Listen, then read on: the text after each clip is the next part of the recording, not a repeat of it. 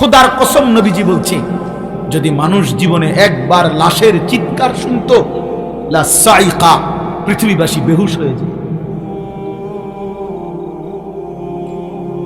নবীজি বলছেন, যদি লাশের চিৎকার কোনো মানুষ শুনতো জীবনে, তো কোনো মানুষ আর লাশের দাফন করতো না। কেউ কোনোদিন লাশের খাটিয়া কান্দে নিত না, কোনোদিন আর কারো জানাজাই পড়তো না। যে যা, যদি চিৎকার মারে, যদি নাফরমানের চিৎকার মারে। নবীজি বলেছেন, আল্লাহ দয়া করে তোমাদের সামনে ওই আওয়াজ শুনতে দেয় না। এটা আল্লাহর ফয়সালা, আল্লাহর ফয়সালা। হ্যাঁ বন্ধু, একটা সামান্য হয়তো এমনি খেলনার মতো একটা কিছু বানাইয়া দেখাইছে, কিন্তু সে তো জানাজার নামাজ পড়ছে, বাচ্চারা বুঝাইছে এমন এক চূড়ান্ত পরিণতি আমাদের হবে একদিন। এই পৃথিবীর তোমার হাতে সময় নাই, আমার হাতেও সময় নাই।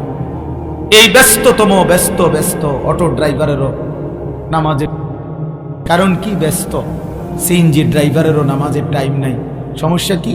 ব্যস্ত।